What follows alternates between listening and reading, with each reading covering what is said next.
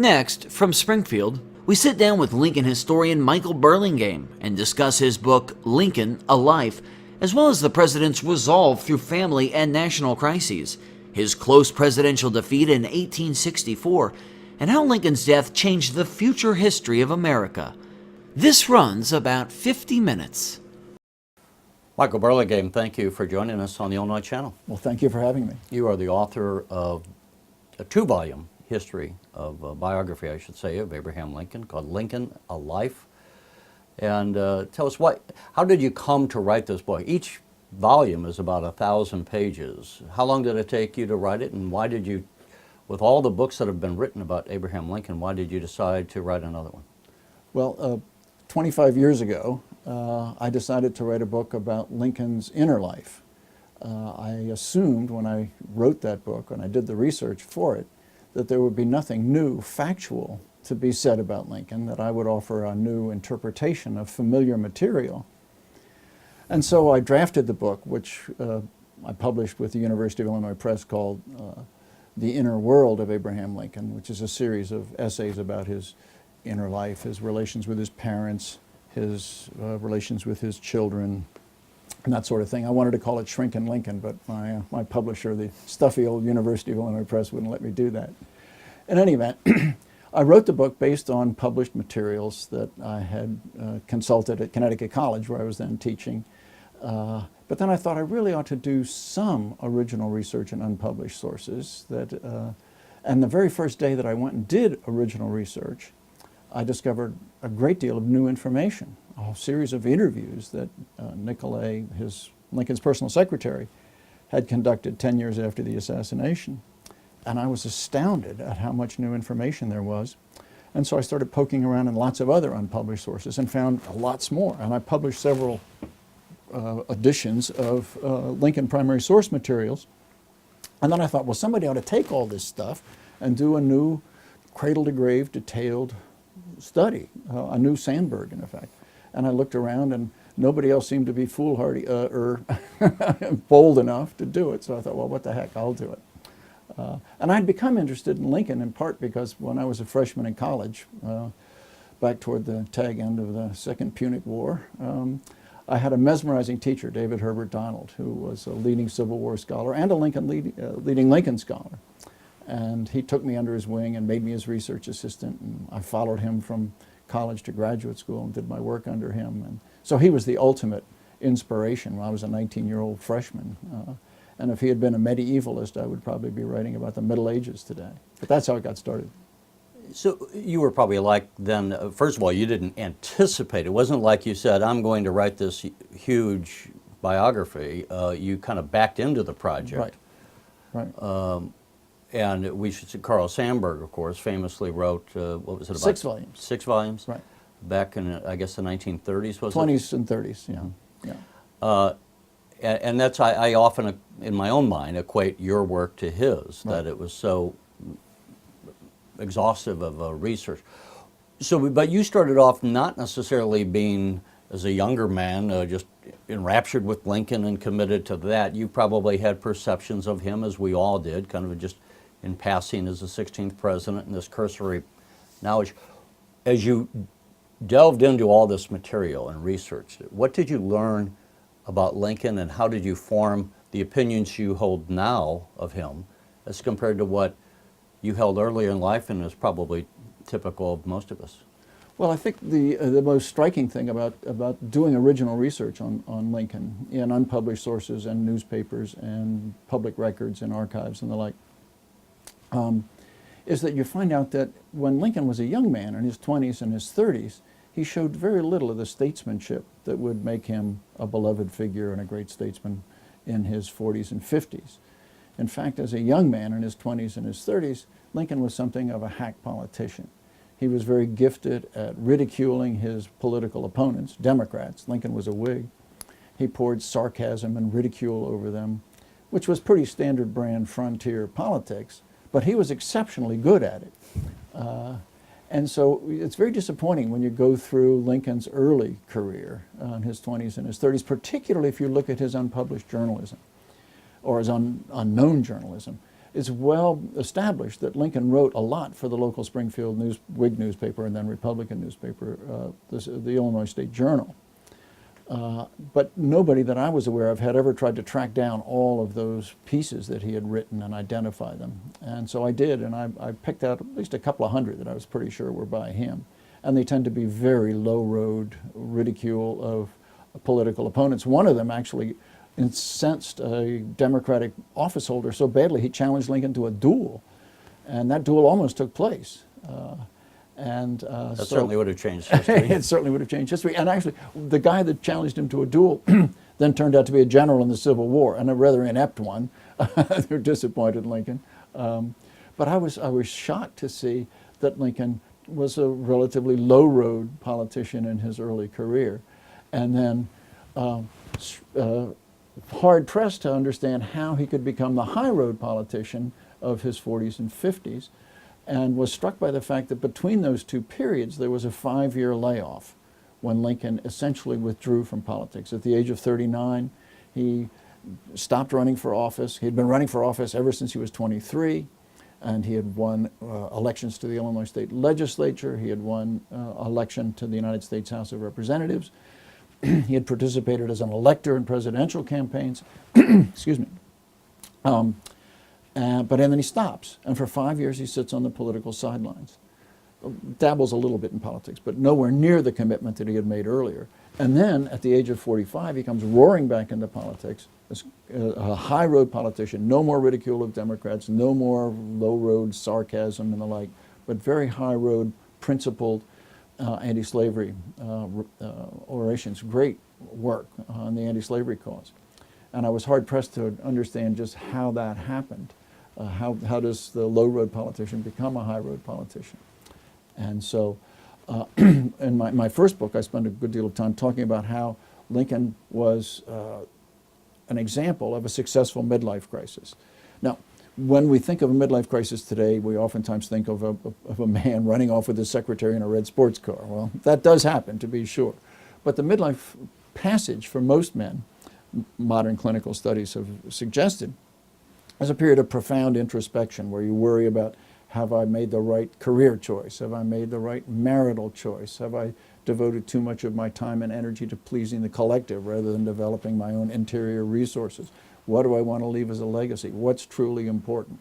And out of all that reflection and introspection can come tremendous psychological growth. Now, it doesn't always happen, but it seemed to me that Lincoln was a conspicuous example of a successful midlife crisis. And one of the unfortunate things about my research is that we didn't have much real information about Lincoln's inner life. He doesn't write intimate letters that really describe what's going on intimately in his inner life. Well, a little, but not much. He doesn't keep a diary. He doesn't write memoirs. But we know what he looked like going into his 40s, and we know what he looked like at age 45. And it seemed to me to be a dramatic example of how a midlife crisis can become a very fruitful period in a man's life, though painful, to be sure. So we don't necessarily know, but he comes out, and this crisis, that the internal crisis, this transformation, parallels in a way the growing crisis at the national level. Absolutely. Of the cause of slavery and the divisions, and John Brown raiding Right. and killing people in Kansas in the 1850s, you know, Buchanan, James Buchanan, who was the president just before Lincoln, is often picked as maybe the worst president because he sat there basically while America entered into this conflagration and he did nothing to stop it. Would you agree with that, and to what extent did Buchanan set the stage for the Lincoln presidency, and how much of a divisions that the southern states started leaving the United States even before Lincoln took office in March of 1861? Right. Well, Buchanan's basic policy for dealing with the secession crisis, which began in November of 1860, and there was a period between November of 1860 when Lincoln won the election and March of 1861 when he took office, 4 months, when Buchanan had to deal with the fact that 7 states had pulled out of the Union, and 8 more were threatening to. And Buchanan's basic policy was saying, dear God, don't let it happen on my watch. And Now, Buchanan, at first, during the month of November and into December, was pretty wishy-washy. He started to get a little more backbone when some of his cabinet members from seceded states withdrew, and they were replaced by people with more backbone. And Buchanan does write a message, his annual, what today we would call the State of the Union address, but was then called the annual President's annual message, in which he makes some pretty good arguments against secession, against the legality of secession. And in fact, Lincoln uses many of those arguments in his own first inaugural. But then Buchanan, after making very powerful arguments about why secession is illegal and unconstitutional, then says, but it's unconstitutional for the federal government to do anything about it. Well, Lincoln didn't feel that way, of course. So Buchanan did in some ways help pave the way for Lincoln's firm resistance to secession by having good constitutional arguments, but then lacked the backbone to really do anything about it. As we sit here, we are approaching the 150th anniversary of Lincoln being assassinated. He was shot on the evening of April 14th, 1865 at Ford's Theaters. People, I'm sure, know from childhood. He died on the morning of the 15th, which oddly enough, perhaps from a historical context, was Good Friday, Right. when he was at the epitome of his popularity, Right. in essence just having won the Civil War, although some fighting continued. Why should we today still pay attention to Lincoln's life? Well, Lincoln is worth paying attention to in part because he was a great national leader. He was the champion of democracy, champion of national unity, champion of freedom, and also a very eloquent exponent of American values. He should be really considered a kind of founding father, stage 2.0, a founding father 2.0. His eloquent exposition of what the United States stood for and how he viewed the Civil War. And this is often misunderstood. We tend to think of the Civil War as either a war to save the Union, to preserve national unity, or a crusade to abolish slavery. But Lincoln regarded it as something more than that. 3 weeks into his presidency, his secretary, John Hay, rushes into the office and says, "Mr. President, the mailbag is full of appeals to you to free the slaves." And Lincoln says, well, that's an important issue, but I think an even more important issue is this, that this war is really about proving that democracy and self-government is not an absurdity. We are an experiment. The rest of the world is looking at us. Can common ordinary people be given a significant voice in their governance, and can that government really work? Does it really look good on paper but doesn't work in practice, or can it work in practice? And what we're doing in this war is trying to prove that democracy is viable, that it's not an absurdity. And I think the Civil War should be regarded, as Lincoln did, as a war to vindicate democracy, as well as to preserve national unity, and as well as to end slavery. It's interesting as you say that, because as I try to run through my mind of what other democracies were in the world at that point, I can't think of any. Well, Great Britain was the closest approximation, but it had just barely allowed its middle class to vote starting in the 1830s, and its working class didn't get to vote till after the Civil War, and an awful lot of conservatives in Britain and France and elsewhere in the world were rooting for the South, not because they liked slavery, but because they wanted the North to fail and thereby discredit the arguments that their liberal opponents were making, saying, let's overthrow monarchy and let's have democracy and popular vote and all that. So definitely, when Lincoln calls the nation the last best hope of earth, he calls it a nation worth fighting for. That it's because it represented the idea that common ordinary people can have a voice in their governance, that you can have a society where people are allowed to rise and socially and economically based on their talent and their virtue and their ability and their industry rather than their ancestry. It really meant a great deal to the rest of the world. So he regarded the war, and I think properly, as a major event in world history.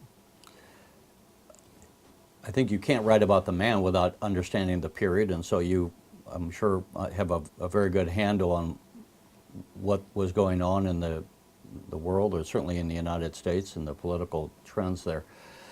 We sometimes get this retro version of history where people will go back, and so many people, as you were just saying, think that Lincoln fought to free the slaves, and other people say, no, he was not for freeing the slaves. And there's a relatively famous line that I will paraphrase, where Lincoln says, if I could save the nation and free the slaves, I would do that. If I could save the nation and not free the slaves, I would do that. That saving the nation, preserving the Union was utmost for him. What would you say to those who would say, Lincoln was not at all for freeing the slaves, that was just something he kind of did as a way of undermining the South when he issued the Emancipation Proclamation? It only applied to the southern states. Just address that issue, if you will. Sure. The letter that you cite is a letter that Lincoln wrote, a public letter to Horace Greeley in August of 1862. Lincoln had already written the Emancipation Proclamation in July. He had told his cabinet a month earlier, I'm going to do this. I don't want your opinion on whether I should do it or not. I am going to do it. His cabinet said, why don't you delay it? We just suffered a great loss, and it would look bad if we were to issue an Emancipation Proclamation on the heels of a great military defeat. Let's wait for a military victory. So Lincoln was waiting to issue the Emancipation Proclamation, waiting for a Union victory, which came about a month later, that is in September. And while he was waiting, he knew that there was going to be a lot of white backlash. That the slaveholders in the North. In the North, right. There were 4 slave states that stayed in the Union: Maryland, Delaware, Kentucky, and Missouri. So you got a bunch of slaveholders there, and they're not going to like the Emancipation Proclamation. And you've got a lot of pro-slavery people in southern Illinois, southern Ohio, southern Indiana, southern Pennsylvania, and the like. They're not going to like it either. So you have to grease the skids for the Emancipation Proclamation. You have to prepare the public to minimize the white backlash. And one way to do that is to say, if an Emancipation Proclamation is issued, it will be strictly to save the Union. It will be a means to an end. It will not be an act of bleeding heart liberalism or humanitarianism. It's a cold, calculated, practical measure to help win the war. So that's the way he's selling the war. Now, Lincoln personally hated and loathed and despised slavery from the time he was young. And we know that how? Well, for one thing, he says that I've always hated slavery. I cannot remember when I did not so think and feel. I hated slavery as much as any abolitionist, but I thought slavery was on the way out on its own accord and we shouldn't rock the boat. But since 1854, with the Kansas-Nebraska Act, slavery is on the march, and it needs to be resisted. And it might have spread to the western states. Right, it might spread to the western states.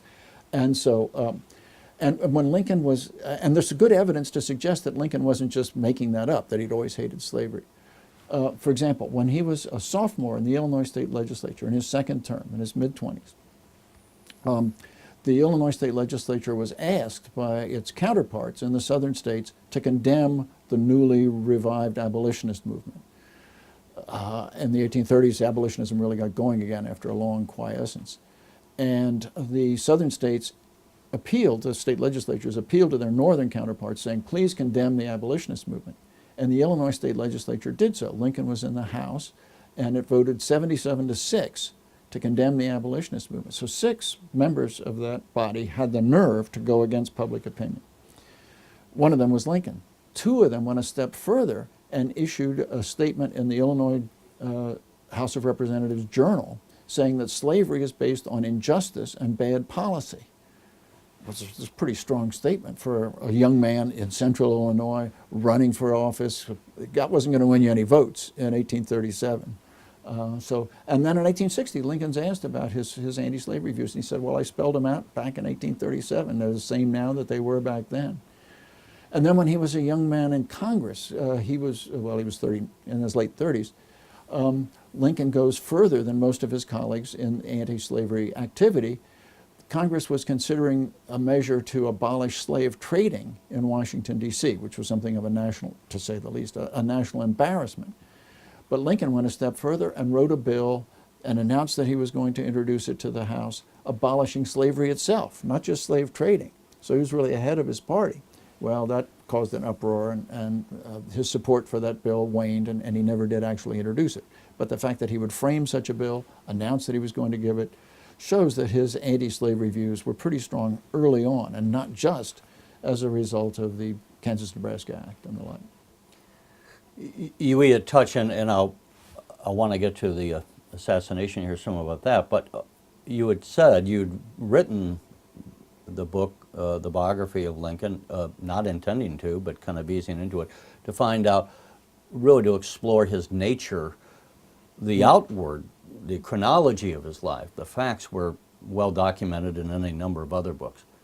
If we met Lincoln, what would we find? What kind of, what strikes me, and I want to hear what you're going to say, but what strikes me as I look at him is that he seems to be a very isolated person. I don't know if he had close friends, and he suffered such tragedy throughout his life that, especially during the Civil War, when you would think just the burden of that alone, but all that he went through, I don't know how the man's spirit maintained itself and how he just wasn't crushed by the loss of his children, the bad marriage, all that was going on. Do you yourself understand that, or are you yourself confounded as how could one man with such a crisis going on both in his personal life and perhaps the greatest crisis ever to face the nation, I think that would be true. How does one man bear up under that load? Well, I think one of the striking things about Lincoln is his remarkable psychological balance and strength. It's common to think of Lincoln, and when people think of Lincoln psychologically, as thinking, well, he suffered from depression, which is true. And on 2 occasions he was so depressed, his friends were fearful that he would commit suicide. And there was good reason to think that. About when was that? Well, the first was with the death of Anne Rutledge, his sweetheart, when he was in mid-20s. And the second is in 1841 when he broke his engagement to Mary Todd.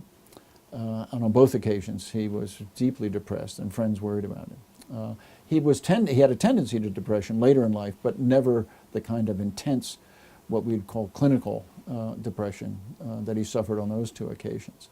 But there's a lot more to Lincoln psychologically than that. The fact that he was able to become this exceptionally rooted, psychologically mature and whole person, thanks to his midlife crisis. And the hallmark of a psychologically mature person, among other things, is his ability to overcome the petty tyranny of the ego. Now, we all tend to have needy egos, and that's particularly true for people in politics and show business. Although some people might say academe too, but that's not true.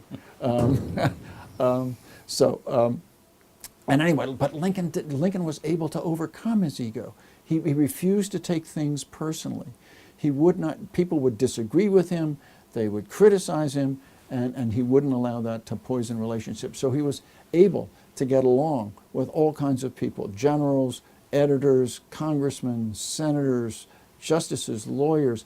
And if he hadn't been able to do that and to keep the North united, the North never would have won. So I make the argument that Lincoln was really the secret weapon of the North, that the South could well have won the war if a more traditional kind of political figure had been at the helm. For example, if Jefferson Davis had been president of the North and Abraham Lincoln had been president of the South probably would have won the Civil War, because Davis was a prickly egomaniac, like many another political figure, and took criticism and disagreement personally and quarreled with his cabinet, and he quarreled with his vice president, and he quarreled with his Congress and with almost everyone, whereas Lincoln wouldn't do that. And one of my favorite Lincoln quotes is illustrative of that quality of Lincoln's. In 1863, he took time from his busy schedule to write to a young Union captain who had been squabbling with his superior officers. It was a guy named James Madison Cutts. And Lincoln said to him and he quotes from one of his favorite authors, Shakespeare. And he quotes from Hamlet. He tells this young man, quoting from Polonius' speech to Laertes in Hamlet, that speech where Polonius says, "Neither a borrower nor a lender be, and to thine own self be true," and all that. Lincoln says, "The advice of a father to a son," and then he quotes from Hamlet, "beware of entrance to a quarrel, but being in, bear it, that the opposed may beware of thee." Lincoln says that advice is good, and yet not the best. Quarrel not at all. No man determined to make the most of himself can spare time for personal contention. Still less can he afford to take all the consequences, including the vitiating of his temper and the loss of self-control. Yield greater things to which you can show no more than an equal claim, and lesser things, though clearly your own. Better to give your path to a dog than be bitten by him in contesting for the right. Even killing the dog would not cure the bite. Well, that's great advice. It ought to be on every gold letters on every college, university, post office, courthouse in the country.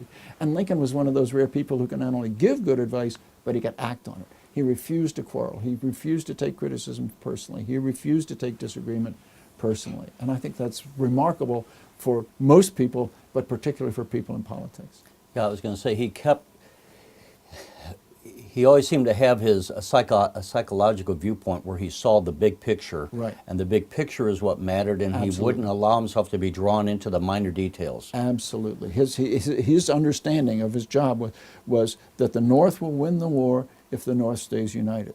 The North will only stay united if the radicals and the moderates and the conservatives in the party are kept working together, and the slave states of Kentucky, Maryland, and Delaware continue to work with the abolitionist states of Massachusetts, New Hampshire, and Vermont, and that his job was to keep all those people working together, and he did it brilliantly. People wonder in any position in leadership or just in their own private life, to what extent do I hold firm to my principles, and to what extent do I compromise? And when I compromise, am I selling myself out? Lincoln certainly had to compromise on any number of things, both in the war and in politics, to win favor from people. How did he handle that, riding the fence of when to hold true to your own principles and when to compromise to accomplish a larger goal? Well, Lincoln was willing to compromise, except on basic principles. He said that basic principles must not be compromised. For example, during the secession crisis, Lincoln said he was willing to bend over backwards to accommodate the South, except on two issues. One, slavery was wrong and must not be allowed to expand. And there was a lot of pressure on him to support a compromise which would have allowed slavery to expand. And he said, no, that cannot be compromised. And second, secession. There's no compromise on secession. But otherwise, he was willing to say, okay, I'll go along with modifying the personal liberty laws in the North, and I'll even support a new constitutional convention. And Really? He would have well, that's he said. There are two ways to amend the Constitution. The one that we're all familiar with is the 2/3 of the Congress and 3/4 of the states, but also the Constitution says you can just call a new convention. So he was even willing to do that, even willing to support a 13th Amendment which said the federal government shall not tamper with slavery, which he thought was already in the Constitution to begin with. So that would be a way to throw a sop to the South, but without really making any significant concession. But on those two principles, secession is illegal and must be resisted, and slavery may not be allowed to expand. Otherwise, I'll compromise. A lot of people have watched the movie Lincoln. I think you were an advisor on that, were you? I was an advisor on the movie Lincoln, right. How accurate was that movie? On the whole, it was quite accurate. A couple of episodes, like the slapping of Robert, was pretty unconvincing. And the business where he stands up and says, I am the President of the United States, clothed with immense power, and you will get those votes. Lincoln wouldn't have done that. But otherwise, I think it was pretty good.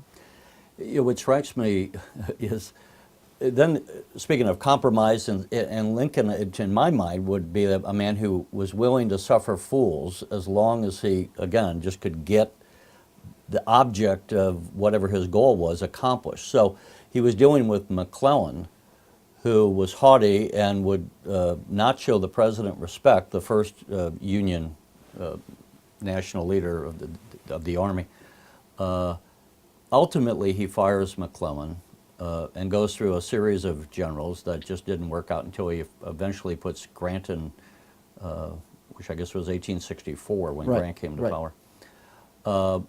Tell us about that. What kind of a war general was it, and to what extent, again, a lot of times we have criticisms of modern-day presidents of interfering with the generals, and the advice is, let them do their job. You're the president, not a military expert. And yet Lincoln would kind of, again, ride that fence, where he would both let them have their way for a while, but then become very frustrated, like with McClellan, that he wouldn't fight, that he was saving his army, and he didn't know for what. How would you rate Lincoln as a wartime president? Well, Lincoln as a wartime president, I think, rates very high. And it's partly because he was able to convince his electorate, the people of the North, that he really, really cared about the war. His heart was really in it. And he had a kind of steely determination to win that war. And that steely determination he managed to infuse into the Northern public. Now, we tend to think of Lincoln as a magnanimous fellow, somebody who would restore a bird to a nest that it had fallen out of, or rescue a pig from the mud, and would bend over backwards to find excuses for soldiers who were condemned to death by firing squad, which all that's true. But also, inside Lincoln was a very strong core of iron determination to win that war, because he thought the stakes were so high. And people sensed that. And also, he kept reminding people why this war was important. And that's an essential quality in a war leader. You have to keep, in a democracy, you have to keep the public on your side to make sure the public understands that this war is worth fighting, that the taxes that you're going to have to pay, and that the sacrifices that you're going to have to see with men and husbands and husbands and sons and brothers and uncles killed and wounded. And Lincoln was supremely gifted at reminding the public of why this war was so important, why the stakes were so high. And he did it not just at the Gettysburg Address or in the second inaugural, but in his first message to Congress and his second annual message to Congress, and time and again stressing how important this war was, not just for national unity and not just for abolishing slavery, but for vindicating democracy, for making it possible for government of the people, by the people, and for the people to survive on the world. You know, another parallel I often see is in going back to Vietnam as an example. 100 years after the Civil War, we got stuck in this quagmire. We thought it wouldn't be anywhere near like what the war where it lasted and went on for years, like 7 years. And the death count went up, and the people turned against the war in Vietnam. They can, if they remember that.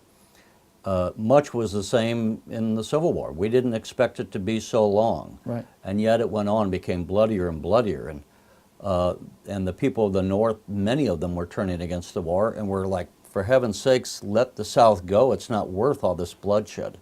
Right. When you talk about Lincoln reminding the people why it was so important, for one thing, in that day and age, he couldn't go on and do a national address on television. That's true. How did he communicate that from the White House, given the communication means of the day, and how close was he to being defeated in 1864, given when he ran for re-election? And had he lost that election, one of those running against him was McClellan, who had been the Union general in the beginning, who was willing to say, we'll let the South go.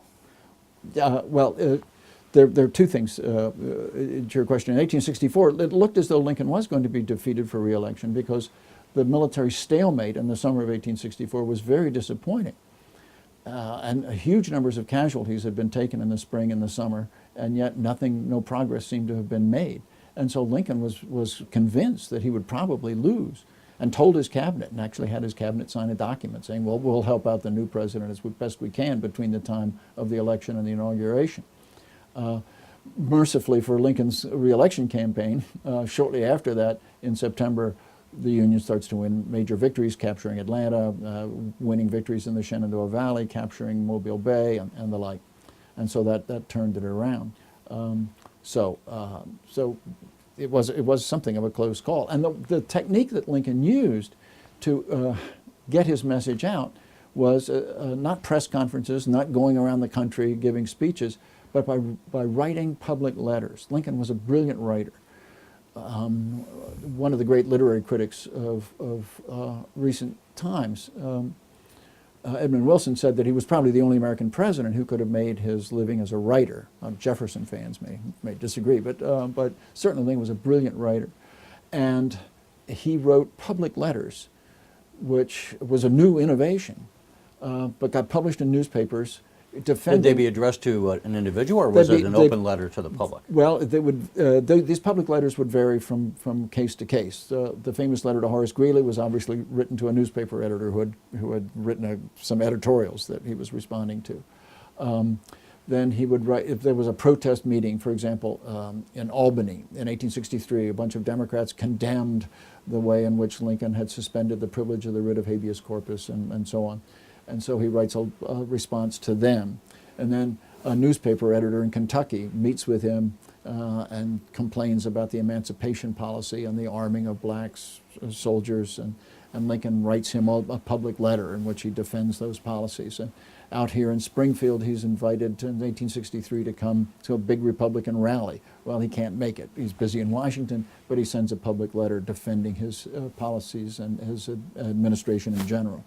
And those public letters, in addition to his speech at Gettysburg and to his messages to Congress, formal state papers, eloquently out, and these then got picked up by the newspapers. So Lincoln, through the press, was able to get his message out. And he also had his secretaries write anonymous journalism defending the administration without acknowledging their authorship. And I discovered that. That was one of the little contributions I made. Interesting that he had that, and did that. We didn't have public opinion polls of the day, right? No, there were no public opinion polls. So how do we know that strategy worked? These letters being read by the people. We know in part because people who were affected by the outcome, people who were candidates or party leaders, said, "Well, your message, your letter to Greeley, or this, that, or the other, really helped us win that election." We saw, again, going back to the movie, in January of 1865, and to remind the viewers, in those days, the president was elected in November, but wasn't sworn in until March the 4th, right. not January at that time. So between the time Lincoln was reelected and he was sworn in for a second term in March of 1865, he passed in January the amendment that outlawed slavery. Right. In January, April 14th, he's shot of 1865. He dies on the morning of the 15th. So we only saw that little inkling in January, a momentous occasion of Lincoln's leadership for a second term. Right. I know I'm asking you to speculate, but you probably have. What did we lose in Lincoln's assassination as a nation? How did that change the future history of the United States of what might have been? Well, Lincoln's assassination occurs 3 days after he gave a very significant speech. On April 9th, 1865, Robert E. Lee surrenders. The Civil War is virtually over. 2 days later, Lincoln gives a speech at the White House to a large crowd. And it was a very important speech. People expected it to be an exercise in national self-congratulation. Let's hear it for the Army, let's hear it for the Navy. We're number one. Now, can I say, Sure. Doesn't he come out to a balcony and address Yes, the crowd? comes out to a balcony.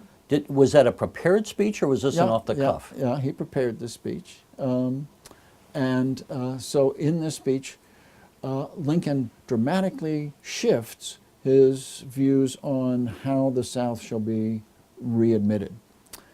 He had outlined a policy of Reconstruction back in 1863, at the end of the year, which was very moderate. That is, the South could come back in to the Union and have full participation in presidential elections and electing members to Congress and the like, if they just would throw down their arms, surrender, accept the abolition of slavery, but that's that. He was criticized by radical members of his party, the left wing of his party, by saying, well, you've got to do more for black citizenship rights. And Lincoln, in private, obeyed that, and he wrote to the governor of the newly established Reconstruction government of Louisiana saying, you're going to have a constitutional convention. I think it would be a good idea if you would include in that new constitution for the state of Louisiana a provision allowing black people to vote, at least those who had served in the Union Army and those who were very intelligent, by which we assume he meant literate. But that was in private. That was in early 1864. Now, on April 11th, 1865, he makes it public. He says, I believe that some black people should be allowed to vote, at least those who serve in the Army and the very intelligent. Now, Frederick Douglass was in the audience that day, the great black abolitionist, and he said that when he heard that speech, he and his friends were disappointed because of the limited scope of that proposal, just the soldiers and the very intelligent. But Frederick Douglass said later, I should have realized that it was a very significant speech because Abraham Lincoln learned his statesmanship in the school of rail splitting. And to split a rail, you take a wedge and you insert the thin edge of the wedge into the log. Having done that, then you drive home the thick edge of the wedge with a maul, with a big hammer. And that's what Lincoln was doing. That was the thin edge of the wedge. And we should have known that once he inserted the thin edge of the wedge, you could count on him to drive home the thick edge of the wedge. And that's a brilliant image, and I think it's true. And so Lincoln would have really been a much stronger advocate of black civil rights than his successor, Andrew Johnson, to be sure. But there was a young man in the audience who did realize how significant that speech was, and that was John Wilkes Booth. And when he heard Lincoln say that he believed black people should have the right to vote, at least those who had served in the Army and were very intelligent, he turned to his companions who had been involved in a failed plot to kidnap Lincoln and said, that means nigger citizenship. That's the last speech he's ever going to give. By God, I'm going to run him through. And 3 days later, he carried out that threat. And one of the things that I think people don't fully realize is that Lincoln was murdered, not because he issued the Emancipation Proclamation, which is here on my tie, which abolished slavery in the southern states, the seceded states, the Confederacy, not because he supported the 13th Amendment, which abolished slavery everywhere, not just in the Confederate states. He was murdered because he called for black voting rights. And therefore, I think it's appropriate for us in the 21st century to think of Lincoln as a martyr to black civil rights, as much as Martin Luther King or Medgar Evers or Viola Liuzzo or James Reeb or Mickey Schwerner or Andrew Goodman or James Chaney or any of those people who were killed in the 1960s as they championed the civil rights revolution of our time. Yeah, it's hard now. I grew up in the late 50s and 60s, and for those who didn't live through that, really, I would say the attitudes, the racial attitudes, hadn't really moved a whole lot in 100 years. Right. As we approach the 100th anniversary of the Civil War in the 1960s. Right. Until we had the rise of Martin Luther King and all that happened and following the assassination of John F. Kennedy then. Right, right. One would have thought then therefore that would have been entirely different. In retrospect, wouldn't slavery have fallen at some point over that between the 1860s and say the 1940s at some point as we moved into a modern era? And was the Civil War necessary for those who question it? Well, some people regard the Civil War as a needless effusion of blood. 750,000 or so men died in the Civil War. That would be the equivalent of 7 to 8 million today dying in a war. And some cynics have said, well, before the Civil War, black people were held to personal service and agricultural stoop labor in the South, and they lived in cabins that were close together. After the war, and after the failure of Reconstruction, black people were confined to agricultural stoop labor and personal service, and their cabins were far apart. And that's what the Civil War brought, separation of cabins. But that's not true.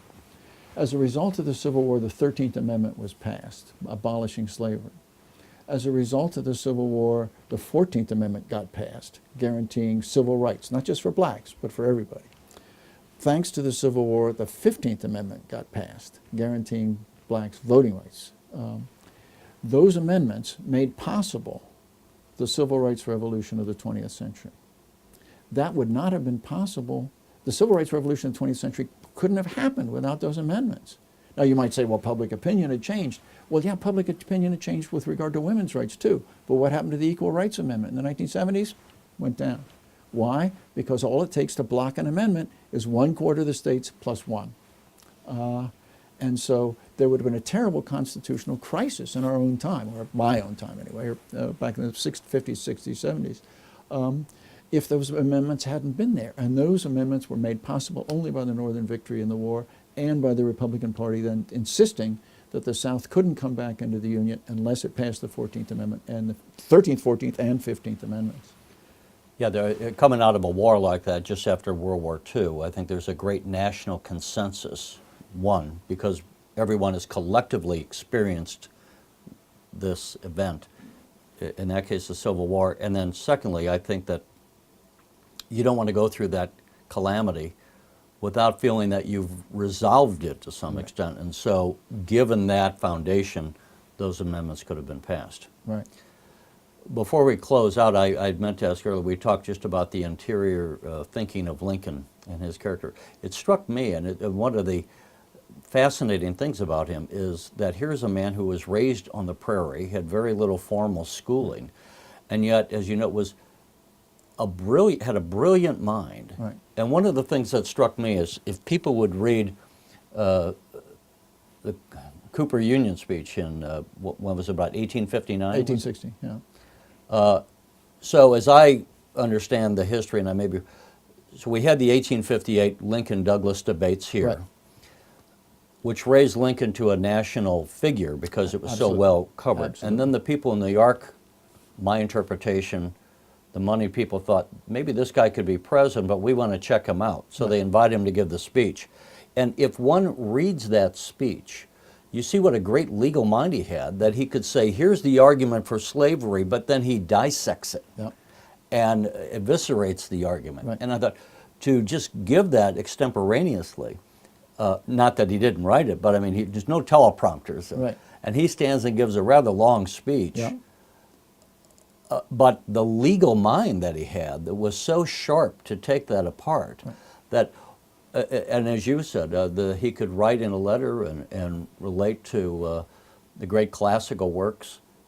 What do we make of that? I mean, was he an anomaly? I mean, how many people could have done that, especially one who hadn't gone off to a Harvard or a Yale and been one of the privileged families of his day? Right. Well, one of the striking things about Lincoln, which we tend to underestimate, is that he had a very powerful, logical mind. We tend to emphasize his magnanimity and his humor and his humanity, and all those are important. But he also has a very powerful, logical mind. And he loved, for fun, in his 40s, when he was traveling around the legal circuit here in Illinois, he would have something to read, and it was the first 6 books of Euclid. He mastered geometry, the powerful logic of Euclid's geometry, for fun while he was traveling around the circuit. And that was emblematic of his powerful, logical, analytical mind. And that is particularly vividly illustrated in the Cooper Union speech, which is a piece of brilliant historical analysis based on logic and research, which he did in Springfield at the State Library. So it is a quality of Lincoln that's hard to explain. I mean, he had a hard time thinking himself, where did I get my intellect? Because his mother, who died when he was 9, didn't seem to be particularly brilliant. His father, from whom he was estranged, certainly wasn't. And so Lincoln fantasized that he had a grandfather who was a Virginia aristocrat, who was probably smart and capable and all that, who had seduced his grandmother, and that Nancy Hanks was the result. Lincoln's mother was the result of that union, and so he fantasized that he had this distinguished Virginia aristocrat as a grandfather, and he got his intellect and his ambition and his other characteristics from him. Fascinating that he saw that even as himself outwardly, that this is an unusual capability I have. Well, yeah, that he was so, his mind was so keen, and he was so smart that he had, and he couldn't account for it. His father didn't have those qualities, and he didn't know his mother very well because she died when he was 9. It might have been also, I guess, one of the things that, am I right that he was somewhat of an isolated person? That certainly would have isolated him. Well, Lincoln was a funny combination of reserve and good humor. He had lots and lots of friends, and he loved to tell funny stories, and he was very engaging. But the number of intimate friends that he had, with whom he could really let down his hair and share his innermost thoughts, was tiny. Joshua Speed, the guy that he bunked with and lived with in Springfield for 4 years when he first came to town as a young lawyer, was one. But that's about it. But there was a certain reserve. He was very friendly, very approachable, very accessible, but you always sensed that there was a kind of reserve. You didn't go beyond that. And lots of people commented on that. As we'll close out, I would just say, let us have you read the last paragraph of your book, because Lincoln suffered so much, so many losses. Again, the loss of a child here in Springfield. Was it Willie or Tad that died in 1862? As Willie dies in the White House. At And that 11. was a terrible blow, because Willie was the favorite child. Most people will tell you they have no favorite children, but everybody does. And Willie was the favorite. And Mary said that. So one of the things that I try to emphasize in my writing and my teaching is that, that Lincoln is oftentimes held up as an example of how in this kind of society people can rise economically, socially, and so you can overcome, as Lincoln did, grinding poverty and lack of educational opportunity and the like. All that's true. But I would like to emphasize, too, that Lincoln is an inspirational figure, at least for me, because he overcame so much psychological malnutrition. When you think about how little emotional support he had a very distant relationship with his father. His father was not a sympathetic person. His mother dies when he's 9. At the same time, his foster grandparents die. His siblings die, one in infancy and one in childbirth when Lincoln was in his teens. Then his sweetheart dies. Then he suffers from depression. Then he has this awful marriage. And that he was able to overcome all that and become psychologically whole. I think all of us can be inspired by that. And so I'd like to read you just my final paragraph from the book, Abraham Lincoln, A Life, to illustrate that. Lincoln speaks to us not only as a champion of freedom, democracy, and national unity, but also as a source of inspiration. Few will achieve his world historical importance, but many can profit from his personal example, encouraged by the knowledge that despite a childhood of emotional malnutrition and grinding poverty, despite a lack of formal education, despite a series of career failures, despite a miserable marriage, despite a tendency to depression, despite a painful midlife crisis, despite the early death of his mother and his siblings, as well as of his sweetheart and 2 of his 4 children, he became a model of psychological maturity, moral clarity, and unimpeachable integrity. His presence and his leadership inspired his contemporaries. His life story can do the same for generations to come. And Michael Burlingame, we thank you very much for joining us. Well, thank you very much for having me. You're watching the Illinois Channel, an independent nonprofit corporation formed to provide gavel-to-gavel coverage of Illinois state government and other public affairs events taking place across Illinois.